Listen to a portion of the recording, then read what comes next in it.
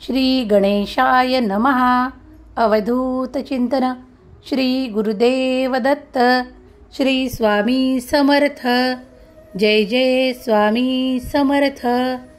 देव म्हणतात, बाळा, तुला आणखी काय पुरावा देऊ.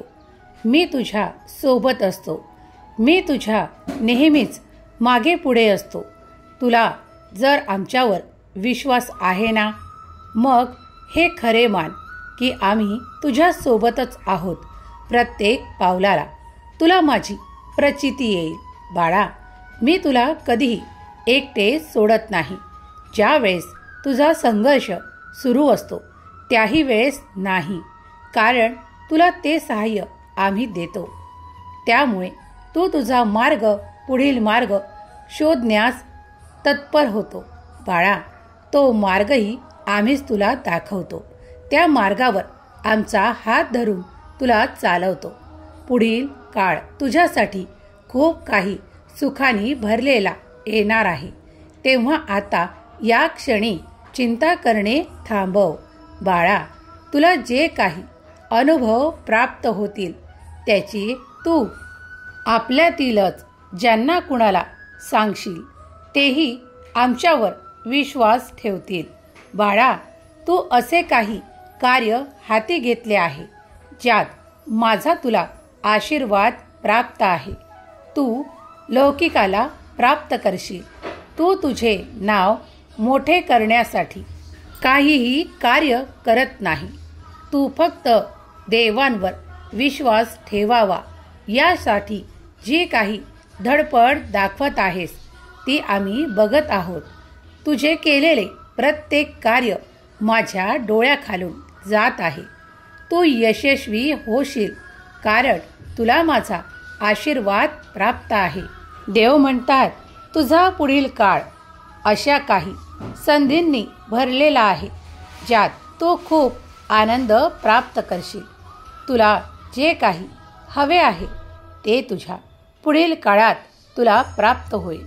त्यासाठी तुला खूप काही कष्टही घ्यावे लागणार नाही, कारण तू देवांचा चमत्कारिक आशीर्वाद प्राप्त करत आहेस.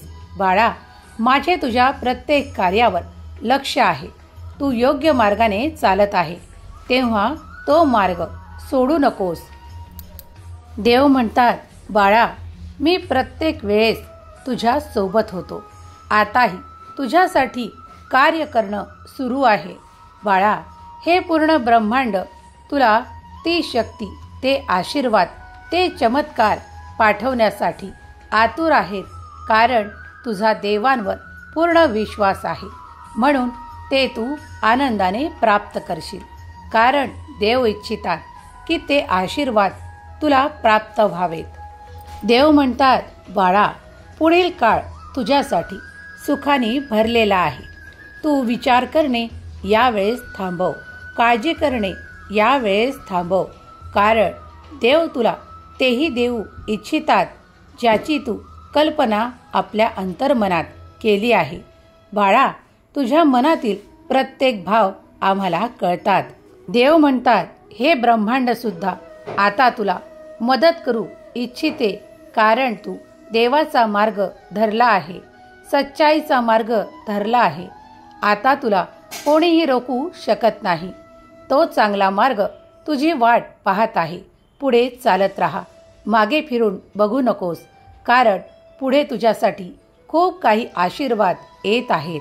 देव म्हणतात, बाळा, मी तुझ्यावर अमर्यादित प्रेम करतो, हे तूही जाणतोस. कितीतरी वेळा तुला कितीतरी अडचणीतून मी काढले आहे, कारण मी तुझ्यावर खूप प्रेम करतो. तू कधी कधी काही चुका देखील करत असतो, पण तू माझं प्रिय बाळ आहेस, त्यामुळे मी त्या चुकांना हसून माफी देतो. बाळा, परत त्या चुका करू नको ही तुझ्याकडनं अपेक्षा ठेवतो. देव म्हणतात, तू खूप काही काळजीत दिसत आहे. त्या काळजीतून तुला मुक्त करायला मी आलो आहे. आज तू जे काही विचार करत आहे त्यावर तुला पुढील काळात विचार करणे आवश्यक नाही, कारण तो तुझा प्रश्न आम्ही लवकरच सोडवणार आहोत. तो तुझा गुंता आम्ही सोडवणार आहोत. त्यासाठीच आम्ही इथे आहोत. बाळा, विश्वास करा. श्रद्धेने, भक्तीने तुम्ही ज्याप्रमाणे आमच्यापर्यंत आले आहात तेव्हा पूर्ण श्रद्धा ठेवा. देव म्हणतात, या क्षणाला बाळा काळजी करणे थांबव, कारण मी तुला आशीर्वादांनी परिपूर्ण करत आहे. तेव्हा आता तुझ्यासाठी तो सुखद काळ येत आहे, ज्याची तू प्रतीक्षा करत आहेस. आता तुमच्यासाठी आणि तुमच्या परिवारासाठी देवांचे खूप काही असे आशीर्वाद, असे चमत्कार तुम्हाला बघायला मिळतील. कारण देवांची इच्छा आहे की तुम्ही त्यास पात्र आहात, तेव्हा ते तुम्हाला दिल्या जावे. हे ब्रह्मांडसुद्धा तुम्हाला आता खूप काही आनंद देऊ इच्छिते. देव आता तुमच्या त्या जखमा भरू इच्छितात, ज्यामुळे तुम्हाला काही वेदना झाल्या आहेत. तुम्ही काही दुःख झेलले आहे, पण आता मात्र ती थांबण्याची वेळ आली आहे. त्या वेदना संपायची वेळ आली आहे. देव तुमच्यापर्यंत आले आहेत. त्या वेदना हरायला, ती चिंता हरायला, ते दुःख नष्ट करायला. तेव्हा आता काळजी करणे थांबवा. देव म्हणतात, तुला तुझ्या कल्पनेच्याही पलीकडे काहीतरी हवे आहे. ते मला माहीत आहे. जे आज तुझ्यासाठी पडद्या आड आहे ते मी तुला देऊ इच्छितो. तुझा पुढील काळ खूप काही आनंदाने भरलेला असेल. तेव्हा आता आमच्यावर विश्वास करा. तुम्हाला ते प्राप्त होईल जे तुम्ही इच्छिता, जे तुमचे मन मागत आहे. होय बाळा, तुझ्या अंतर्मनातले मी जाणतो. तुला ते देखील प्राप्त होईल. स्वामी आईवर तुमचा अटळ विश्वास आहे ना? मग तो तसाच ठेवा.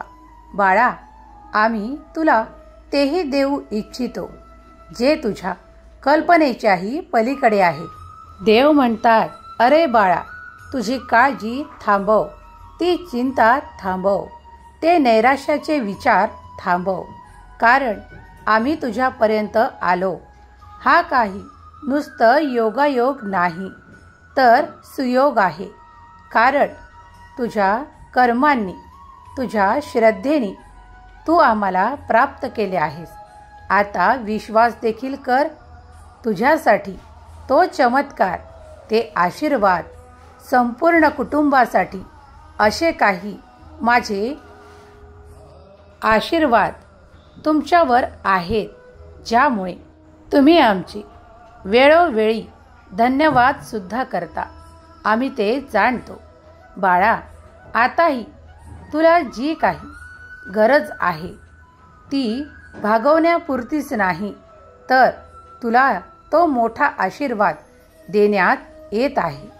आता काळजी करणे या क्षणाला थांबव. देव म्हणतात, मागील काळात तू खूप दुःखी आणि कष्टी होतास. कारण त्याचे असे होते की तू ज्या अपेक्षा ठेवल्या होत्यास त्या तुला प्राप्त झाल्या नाहीत. त्यापेक्षा तुझ्या कर्माचे फळ तुला कमी प्रमाणात मिळाले असे तुला वाटते आहे. पण बाळा, आता तो काळ सरला आहे. आता ती वेळ टळली आहे. आता तुझ्यासाठी मोठा आशीर्वाद, मोठे चमत्कार व्हायला लागले आहेत. तेव्हा तूही त्याचा अनुभव घेत आहेस. आता कोणती चिंता तुला उरणार नाही. पुढील काळ खूप काही सुखद आहे. देव म्हणतात, बाळा, माझ्या विपुलतेच्या आशीर्वादावर आता ठाम विश्वास करा. कारण ती विपुलता तुम्ही प्राप्त करत आहात. तो आशीर्वाद तुला मिळत आहे. आता कोणतीही कमतरता तुला जाणवणार नाही. तू जे काही कर्जासाठी आमच्याकडे प्रार्थनापूर्वक मागत आहेस ते सुद्धा तुला आशीर्वाद येत्या काळात दिले जातील.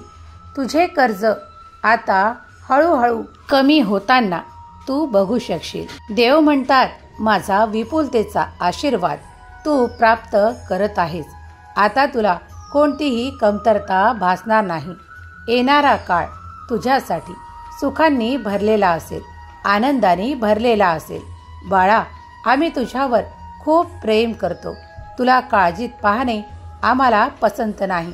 त्यासाठी तुला जो योग्य मार्ग दाखवला आहे त्या तुझ्या कार्यातूनच तू इतकी प्राप्ती करशील की तुझे वैभव देखील खूप वाढेल.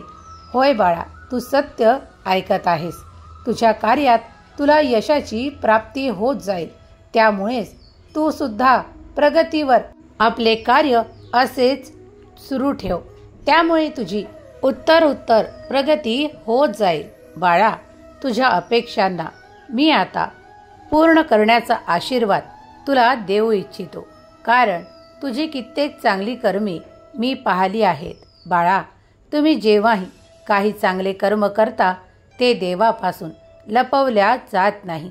बाळा, जर ते तुम्ही कुणाला सांगा अथवा न सांगा, पण ईश्वर ते सदैव बघत असतात.